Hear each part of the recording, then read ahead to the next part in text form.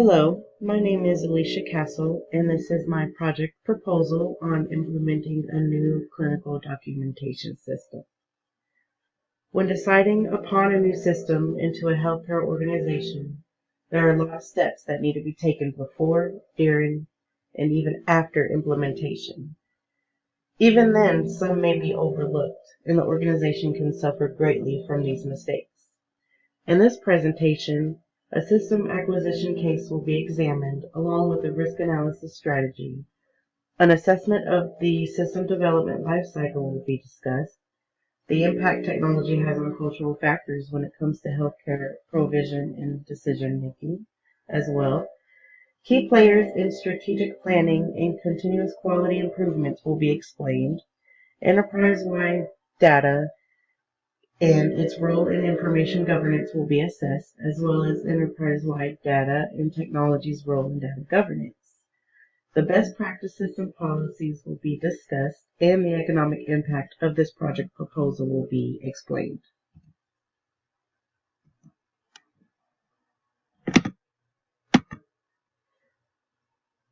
Looking at the case of Silver Cross Hospital. Silver Cross Hospital is a pediatric hospital that holds 225 beds. The neonatal intensive care unit holds 77 beds, which cares for premature or critically ill babies. The pediatric ICU holds 28 beds that cares for children under the age of 18. Silver Cross is part of ABC Healthcare, which also includes an adult hospital, a psychiatric ward, and inpatient and outpatient clinics. ABC Healthcare has implemented a new documentation system to Silver Cross that in the last 6 months was successfully implemented into the adult hospitals, which drives the decision making for Silver Cross. Although successfully implemented, nurse staff was having issues with the usability of the new system due to the differences from the adult hospital. As Wager et states, in terms of unit design, computer resources, such as the hardware, information documented, work processes, not to mention the patient population as well. Because of this, the nurse staff expressed their concerns, but was ultimately pushed down and was left to stick it out. Workarounds such as paper documentation of patient information of the system were developed, which led to occurrences where patient safety was affected. Before the implementation of the documentation system, a risk analysis strategy will be done to show the potential risks and vulnerabilities of confidentiality, integrity, and availability of electronic patient health information. Ferdosi et states that the risk management is a process-oriented method providing a structured framework for identifying, assessing, and reducing risk at appropriate times for healthcare organizations. The organization must know where the electronic patient health information is stored, retrieved, maintained, and sent to. With this, the collected data can be obtained and documented.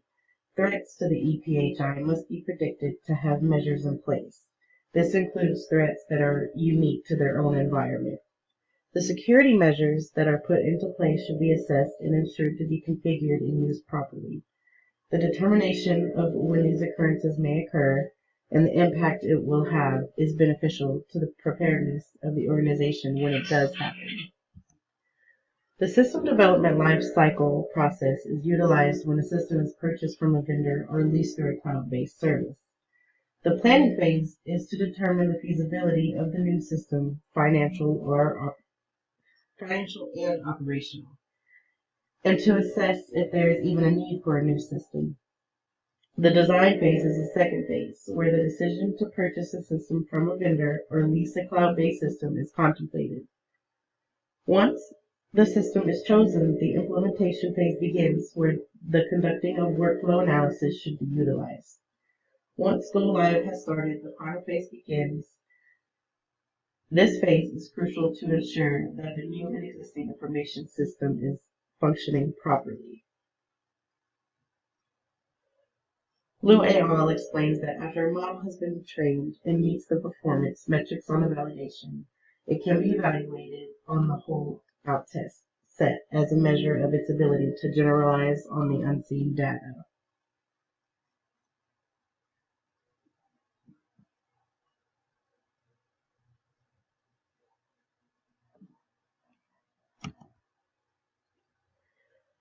Cultural impact of implementing a clinical documentation system consists of communication between staff, the transfer of sharing of data leading to more focus of patient care and a reduction in medical errors resulting in injury or death. The Chief Information Officer is obliged by HIPAA law and state and federal regulation to ensure that there is a security system in place and that all these systems are safe and secure. The IT department provides support for the day-to-day use and ensures that the IT plan is current, works with organizations to implement the needed applications, and trains the new users. The direct staff uses the system and leaves reviews on the usability of it, and these are key players in strategic planning and continuous quality monitoring. Enterprise data is data that is shared by the users of an organization, generally across departments and/or geographical regions. It is beneficial to making better healthcare decisions, which can improve upon treatment outcomes. The collected data from across the organization or region can help allocate resources efficiently. Enterprise-wide data's role in information governance allows information more accessible to medical staff who need it to make efficient decisions. Strategic implementation of data management technologies may help improve the organization's dependability, improve patient care, greater communication, quicker, more efficient business decisions. Enterprise information systems create a standard data structure and can eliminate the problem of information division due to multiple systems within the organization. They play a major role in data governance by avoiding data inconsistencies or errors in data, which may lead to integrity issues, poor decision making, and a variety of organizational problems. The best practices and policies. HIPAA privacy and security laws are the most important policies as it relates to these.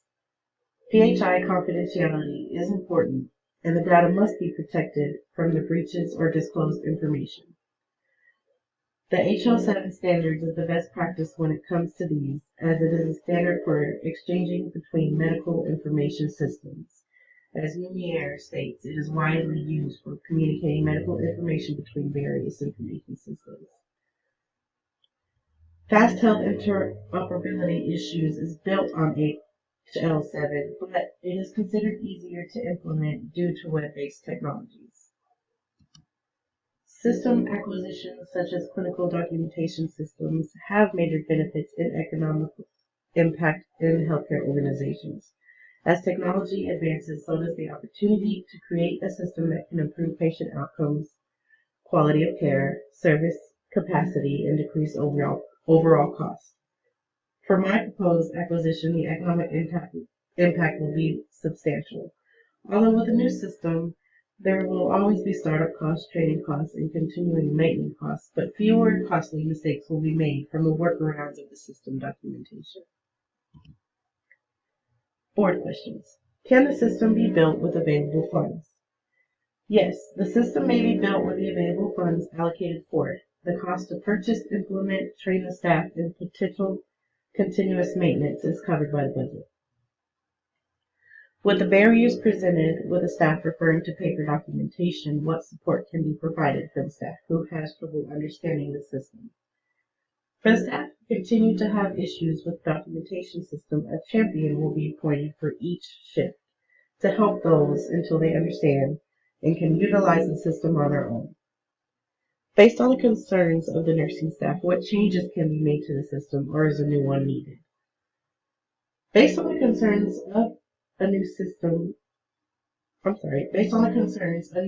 will be needed to accommodate the unit design, information documented, and work processes that are different from the other hospitals. In conclusion, a clinical documentation system is beneficial to quality patient care. All the measures need to be taken before, during, and after the implementation of the system for the continuing success of the organization. Laws and regulations also need to be considered when deciding a system. Research of the system needs to be thoroughly investigated to see if it is compatible with the unit it is being implemented into.